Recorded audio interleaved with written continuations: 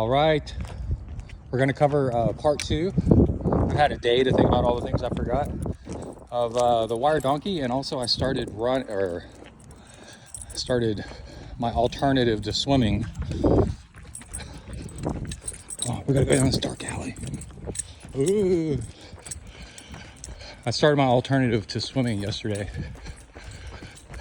Oh, let me turn on my light. We're gonna cross a road. Let me not give people seizures there. Look, it's starting to get lighter. We check to make sure we don't come up on anybody and scare the crap out of them. There you go. And we gotta cross a road right here.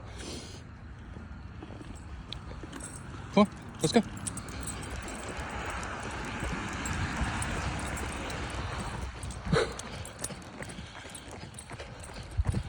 So yeah, we're gonna talk tire pressure, the failing of the Garmin setting that led me to go off course. Come on. And also one of the beauties of gravel racing that makes me want to do it, which we're gonna cover all those. Okay. So the most interesting one, maybe for the most people, is tire pressure. Been experimenting with lower tire pressure. Oh, we're gonna have a beautiful sunrise. And I can turn off my light now. There we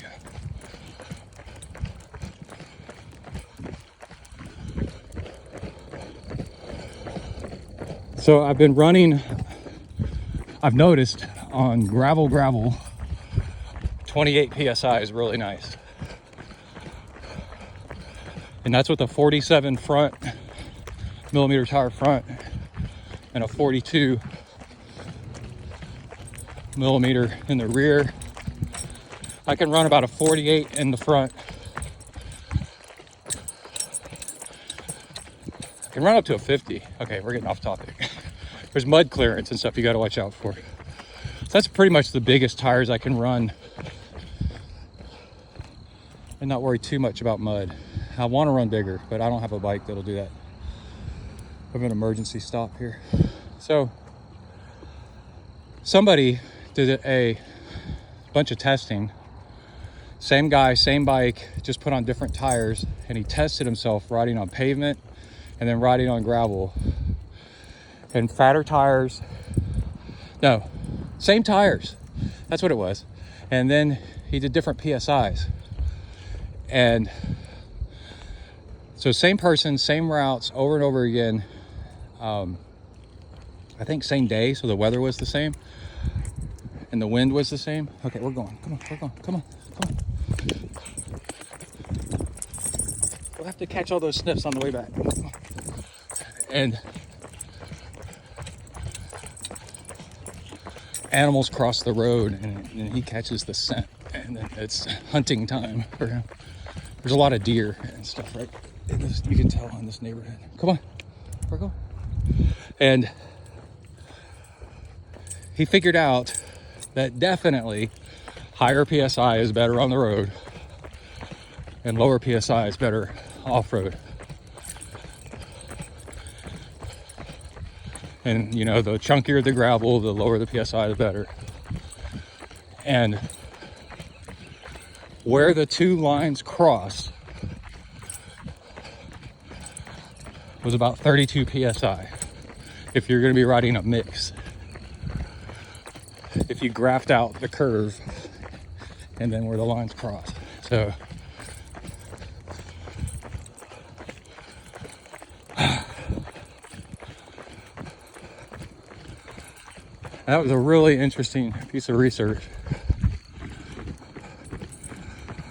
And so I started riding at 32 PSI, which is lower than I'd used to. And I noticed that while my speed on pavement was a little bit slower, my overall time when I would ride, you know, training route, my overtime was faster and more comfortable. And that's actually what matters. And Then on top of that, gravel tires that are going to survive punctures. The number one problem is punctures in gravel biking. The thicker the tire, the better, honestly. And that's unfortunate because that makes you slower. Well, lower tire pressure compensates for a thicker tire by effectively making the tire kind of feel thinner because it's more supple, because it's softer. Instead of being thick and hard, instead of being like a scab, it's more like skin, you know? So instead of scar tissue, it's more like skin. So it's more supple, so it goes faster. Anyway, so I started off at 27.5 PSI because I figured this is a race and this is a mostly gravel course, not 50-50. Come on, what are you looking at? Is there a deer over there?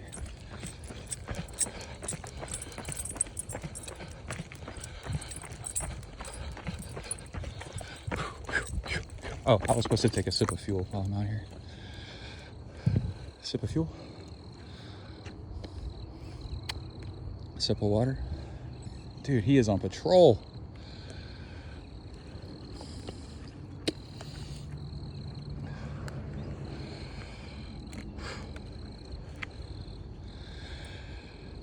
We get bouncy cam, but we get better light. And then when we are stopped, you get to see things way better. So every downside has an upside. I think there's a car coming. Is that a car? No, those are just lit up. Okay, let's go. Come on. And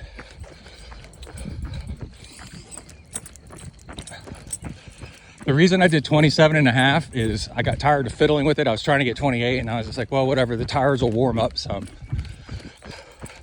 After we get moving, you know how you got tire pressure sensors on your car, it'll read low tire pressure or something, but then after you get going a while, the tires warm up from the friction of moving, and so the PSI actually goes up.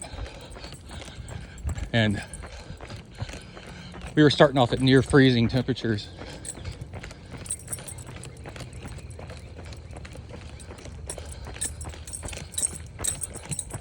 Got something rattling here. Okay. What is rattling? I don't know.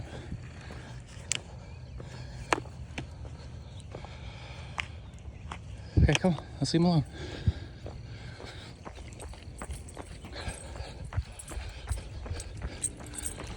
And then, so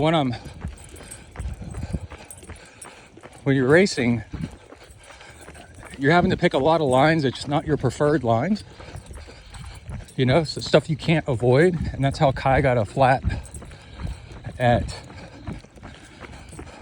I forgot how many miles in. 10 miles in, he got a flat on his rear, and he was riding Specialized S-Works tires that are really thin for racing. And he's like, I'm done with these tires. He told me. And what was funny is I came up on him, but I didn't say anything because he'd already fixed the problem, was getting back on his bike. And he's a grown-ass man now, you know, and he'd fixed his own problem. And I didn't want to distract him from his racing and demoralize him that his old man had caught him, you know. So I just didn't say anything. And he didn't know. He didn't know till after the race that I was about to help him. It's very dad-like, you know, like, well, let's just see what happens. His kids are hitting each other with sticks. They'll learn. And yeah, he totally double plugged a sidewall cut with a friend and got going again, which is awesome. So proud. Oh, we got a nice breeze going. Oh, it feels good. And then the next thing was, so you're bombing downhills and, you know, hopping the lane. Gravel has like a midline a lot of times. It's rougher, or you're taking a corner, surprise rocks that other people kick up.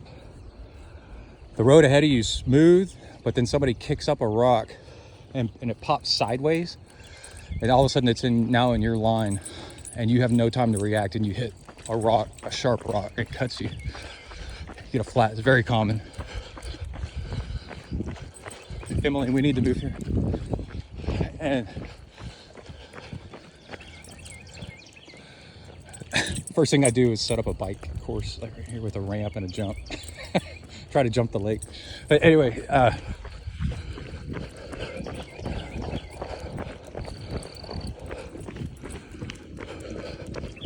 would be pretty cool. I shouldn't have said that. Now I'm really thinking about it. So there's that. The race, I shot a video of it. It's not very interesting except the amount of clothes people were wearing. But they were like, you're out on the course on your own.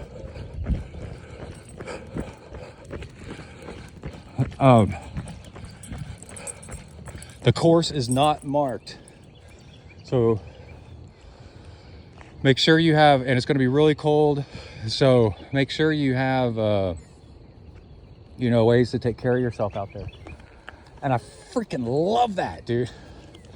So gravel racing is the version of bike racing that is like wilderness survival. That's adventure racing. And it's a combination of self-support out in the wilderness sort of, and then the distances. You are really out there. You know, it could be a long time till you get help. You could find yourself in big trouble if you don't know what you're doing, or stranded if you don't know how to work on your own stuff. So if you have skill sets of like knowing how to take care of yourself or knowing how to work on a bike a little bit, you know, basic stuff, it puts you at an advantage instead of just being the highest watts per kilogram or the fastest person. You actually, and also if you have navigation skills, which I'm going to get to in a second, then you have an advantage over the other people, because some of your competition is going to have gear trouble or strategy trouble, nutrition trouble, navigation trouble, and then that's when you pass them. Yeah. So being a little bit prepared and knowing how to, and having the commitment to carry like your own stuff to fix your own stuff pays off. A lot like Ironman, you know, it's like, it's you versus the race, not you versus the competition. It's you versus the distance. And the distance has a whole lot of hidden surprises. So I loved that. That was really, really cool. And what I really encourage people to get into gravel racing, to learn how to be self-sufficient. Okay, so then a downside, wait, we need to keep running. A downside was there might be a setting to counteract this.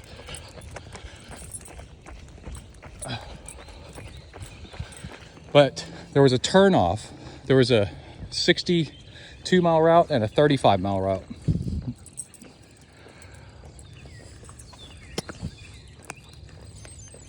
Water. And it was at this four-way intersection. And it just turned out that there was nobody in front of me doing the 62. And I went through this four-way intersection, but there were some people behind me. And then I noticed that the people behind me kept going the same way I was going. And I was like, okay. But I looked down, my bike computer, after a little bit, I was about half a mile. And I was like, doing a little U-turn here. I was like, the course, I swiped my computer. I'm using a Garmin 840, I guess. I swiped the computer screen, it's a touch screen, and it works in all conditions, which is a huge upside of also why I recommend you get a touch screen, at least the 840 if you're doing gravel racing, because navigation becomes critical. And it's like there's something wrong because after that intersection, it told me to turn left, but there was something weird about the line. I don't know, there was something odd. And I was like, what is going on? And so because it was touchscreen, I was able to easily, let's go back. Let's go, come on. Let's go. I was able to easily zoom out a lot, you know, just tap, tap, tap, tap, tap, pan, tap, just give it a little tap, tap it in. And after looking at it for a little bit, I finally realized what had happened is it had rerouted me. Oh, because it did turn me off of where all these other people were going. So I was like, oh, maybe that was the turn. No, what it had done is I had missed the turn. And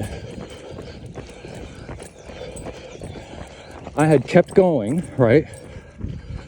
And then it does this magical reroute thing. Since you missed your turn, here, now take this road.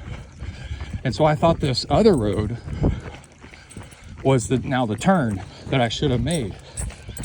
Hope that makes sense. Because of the rerouting function, the smart rerouting. But when I zoomed out, I was like, dude, this is cheating. Like, I'm gonna totally cut miles off the course if I go this way. And so what I did was, oh wait, we gotta pause for a second, hold on. Okay, we're back. I had to tie my shoe real quick. Okay, so what I did was I rerouted, well, I turned around and went back.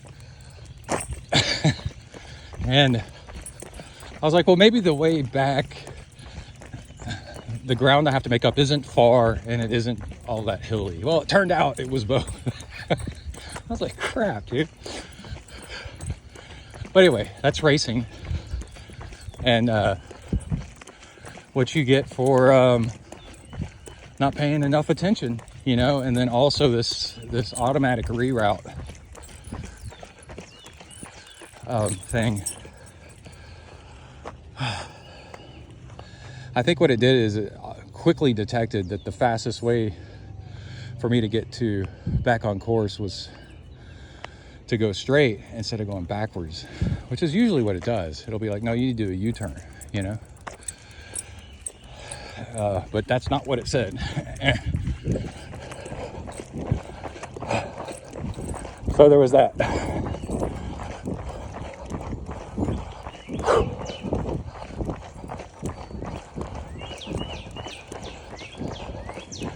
So those are my latest thoughts of things I forgot to mention during the race. That was 5 minutes of going off course. It'll be about a mile total, which didn't end up costing me any places. So that's why I'm saying it's cool. I don't mind. It put me neck and neck with the lead. If I didn't go the wrong way, I quote unquote would have been neck and neck with the lead female. But honestly, she might have been holding back and would have murdered me as I came up. And I probably wouldn't have pushed as hard as I did. Like I did because I was up against another guy. So you just never know. So I'm going with it. Didn't save me any space with it. And okay, so then yesterday was the first day. It was a Wednesday. I like to swim Monday, Wednesday, Friday. It was the first day that there was no swimming.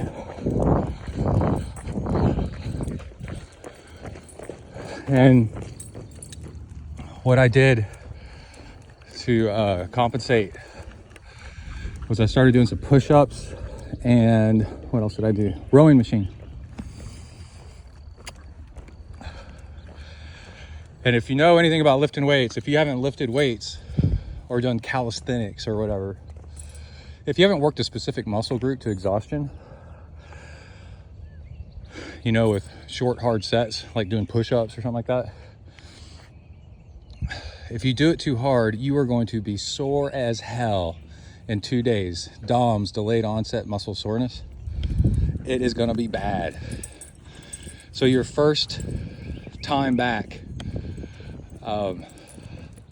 you go gentle. So I did 2 sets of push-ups, like 10 push-ups each. And then I did the rowing machine. I'm talking for like maybe 3 minutes, 5 minutes, until my arms were sore. And that was it. But then on Friday, I'll be a little bit sore. And then when I go to do more, I'll be able to do more. And I won't be so sore that I wish I was dead from the pain. And I think that's where we're gonna leave it. I'm super happy that I could do push-ups at all without my elbow giving out on me. Because the reason I don't do push-ups anymore is I used to be like the push-up king. I used to stop every mile on my run to do a set of push-ups. It's because I went to military school. I used to do push-ups all the time, and stopped and did like 3 sets of pull-ups every run on the local jungle gym as I'd run by.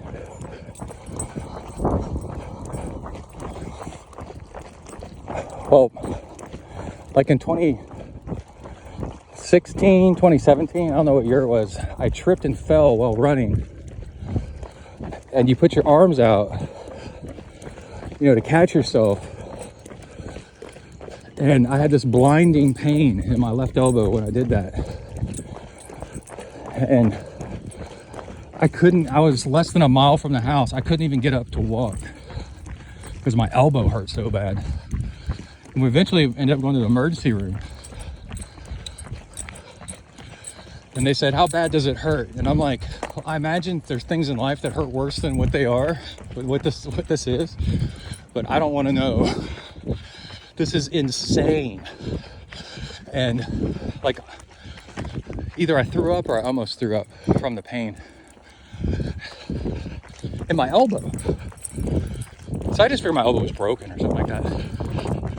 No, there's something worse. There's an exploded elbow joint. So your joint has a capsule of fluid around it.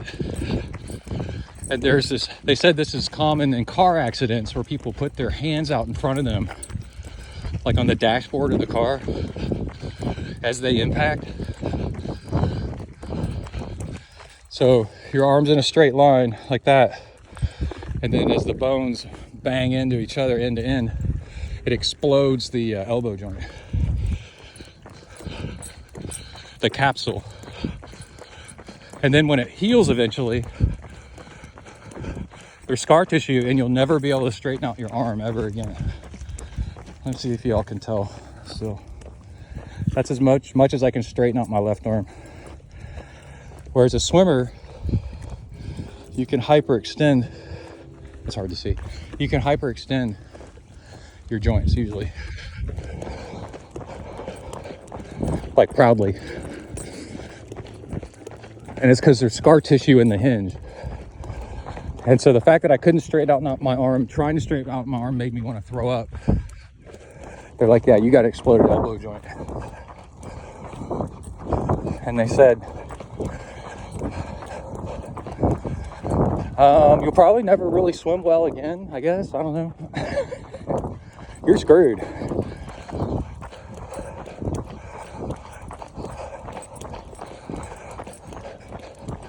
Very major. I couldn't bike right. And the pain was so bad that I didn't know my left forearm was fractured. I had so much pain in my elbow that my forearm was fractured, and I'm still dealing with that today. And it probably took me 4 years to be able to put weight on my left arm fully again while biking.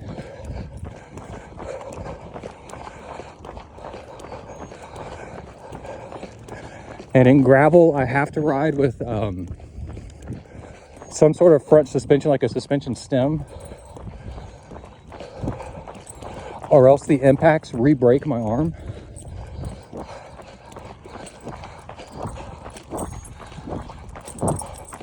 But you know, swimming is really good therapy because you can choose how much weight to put on, how much resistance. And so I was swimming like within a week maybe again, and just kind of limply throwing my left arm over and pulling very softly and just going below the threshold of pain. And a year later, I did Ironman Canada in Whistler, Canada.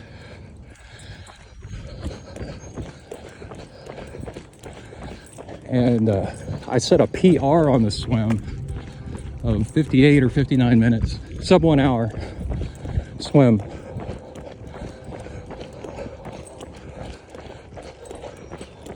And I remember talking to the orthopedic surgeon after that. Said, yeah, they told me I never really swim well again. And then a year later, I set a PR in Ironman of like a good PR, like a fast one. I wasn't even trying. I was just like cruising. Hold back on the swim because the bike and the run was going to be really brutal. So I was just like, I wouldn't say coasting the swim, but I wasn't really trying. So that was pretty cool. But yeah, you know, a lot of people say there's experiences, tough experience in your life that made you who you are. People look back and they go, you know, I'm actually glad that happened to me. This would be one that no, I'm not glad that happened to me. And it really effed up a lot of everything I was doing in life at the time. So what I was doing was I was running at night, and there was a chain across the road to stop cars from going down the road. And somebody had texted me, and I pulled out my phone. I was not running with the light, so I didn't see it.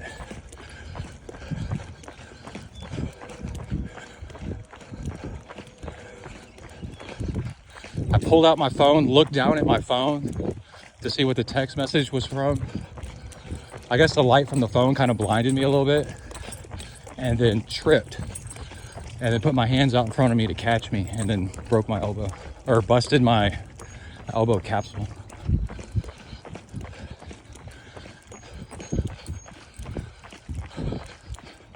Oh, and the whole point with the swimming thing and push-ups is that I started trying to do push-ups again, and I just get this horrible crunching in my left arm, my left elbow joint. Horrible and pain. So I kept trying for a few years. I finally just gave up on it for a while. The number one way to let an injury heal is just to forget about it. Quit messing with it.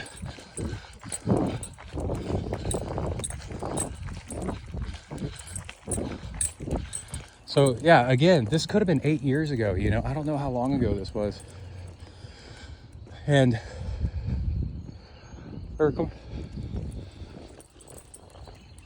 it's literally stopping to smell the flowers. And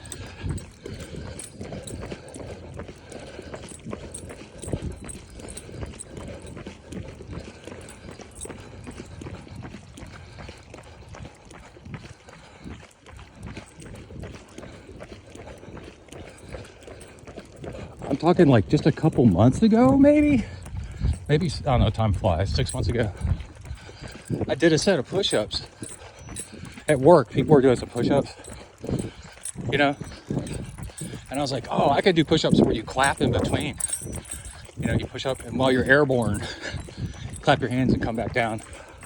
It's a party trick. Now, I can only do about 4 push-ups right now. But I know I can do that. We got a car, let's get over.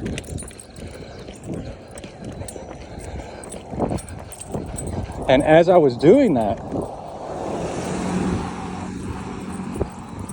this way, come. I noticed my elbow wasn't crunching like a Coke can. And I was like, oh, that's interesting. And then maybe later in the day or the next day, I did a set of push-ups again, and it didn't do it. And I was like, oh, maybe I could start doing push-ups again.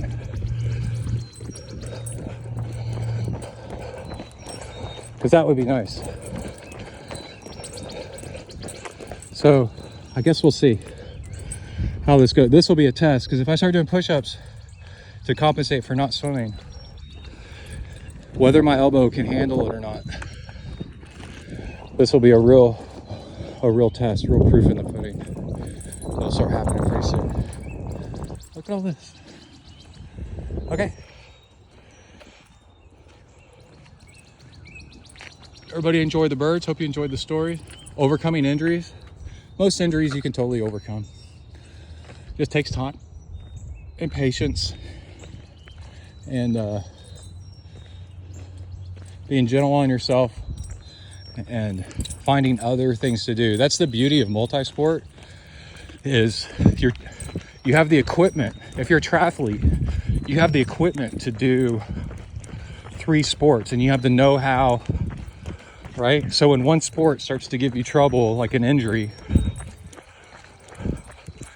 like a leg injury, well, then you can go swim. Or you get an arm injury, well, then you can bike, you know? That's actually how a lot of people get into triathlon. If you're a runner and then you get a leg injury, well, you get really depressed, because that's all you know how to do is run. So, all right, that's it. We got to get back to the house, enjoy this busy road up here, save y'all from it.